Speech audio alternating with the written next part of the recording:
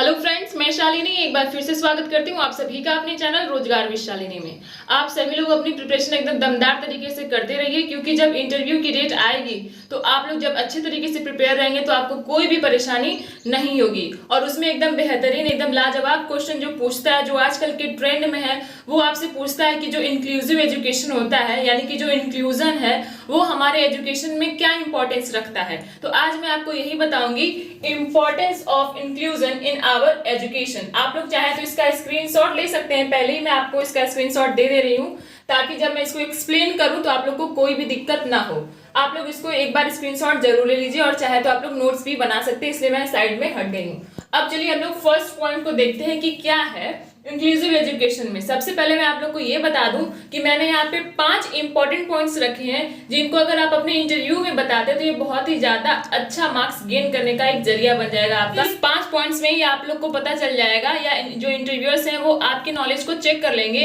कि हाँ, आप इंक्लूसिव एजुकेशन के बारे में कितना समझते हैं और इसका यूज करके आप अपने क्लास में क्या माहौल क्रिएट कर सकते हैं बच्चों के साथ। और वहां पे क्योंकि हमें अपना इंप्रेशन ही दिखाना है, ठीक है, हमें अपने आप को वहां पे प्रूफ करना है कि हम कॉन्फिडेंस लेवल हमारा जो है वो हाई है, और हम लोग हर एक चीज को समझते हुए अपने क्लास में लेके चलेंगे। तो चलिए उन्हीं 5 इंपॉर्टेंट पॉइंट्स को आप देखेंगे कि इंक्लूसिव एजुकेशन में कई ढेर सारे पॉइंट्स हैं, लगभग 21 पॉइंट हैं, और उन 21 पॉइंट्स को मैंने सिर्फ 5 पॉइंट में आपको दिखाने की कोशिश की है कि आप लोग इंक्लूसिव एजुकेशन को कैसे अच्छे से पढ़ सकेंगे। तो चलिए हम लोग पहला पॉइंट देखते हैं। पहला पॉइंट है कि बीइंग ऑल स्टूडेंट्स टुगेदर, चाहे वो कैसा भी स्टूडेंट हो, डिसेबल्ड हो, चाहे वो कान से नहीं सुनता हो, या फिर वो अच्छे से बैठ नहीं पाता हो, अच्छे से चल नहीं पाता हो, और जो सामान्य बच्चे जो हर एक चीज में सही हैं, उन सारे बच्चों को जो एक साथ रखने का रखा जाता है, उनके सामर्थ्य की परवाह किए बिना कि वो क्या कर सकते हैं क्या नहीं, सारे बच्चों को एक साथ रख के इक्वलिटी प्लस इक्विटी का जो एजुकेशन सिस्टम चला जाता है वो इसमें अपनाया जाता है,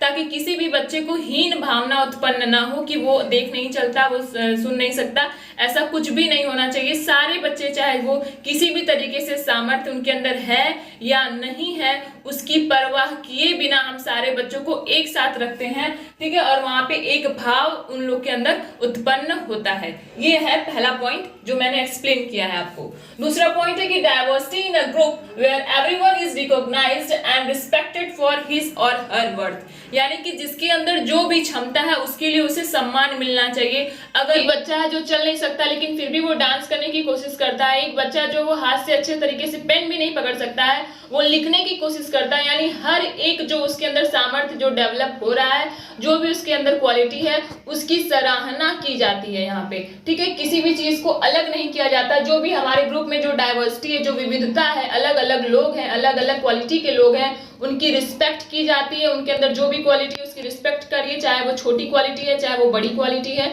वैसे तो क्वालिटी छोटी बड़ी नहीं होती, सबकी अलग अलग क्वालिटी होती है, और हर एक क्वालिटी को इस इंक्लूसिव एजुकेशन में रिस्पेक्ट दिया जाता है, ठीक है, उनके अपने कार्य के लिए, उनके अपने क्षमता के लिए। तो ये रहा दूसरा पॉइंट।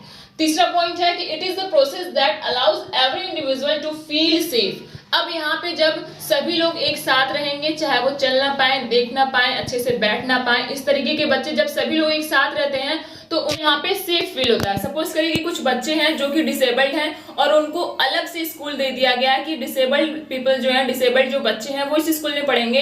तो सोचिए कि उन बच्चों के अंदर कैसा भाव उत्पन्न होगा। वो सोचेंगे कि अरे यार, हम लोग नॉर्मल बच्चे नहीं है, इसलिए हम लोग को ऐसे स्कूल में भेजा जा रहा है। तो उनका जो मेंटल जो स्टेबिलिटी होगी वो भी थोड़ा कहीं ना कहीं डिसबैलेंस होगी, क्योंकि उनके मन में ये विचार आ ही जाएंगे कि हम लोगों में कुछ न कुछ कमी जरूर है, जो हम लोगों के लिए अलग से स्कूल बनाया गया है। तो यहाँ पे ऐसा कुछ नहीं होता। यहाँ पे सभी लोग, चाहे वो किसी भी प्रकार से हैं, इस इंक्लूसिव एजुकेशन में उनको एक प्रकार का सम्मान मिलता है, और एक साथ रहने का जो उनको जो क्राइटेरिया होता है, उनको सेफ फील करवाता है, उनको किसी भी प्रकार से अलग महसूस नहीं करवाता है। तो अब फोर्थ पॉइंट है कि it enhance the wellbeing of every member of the community.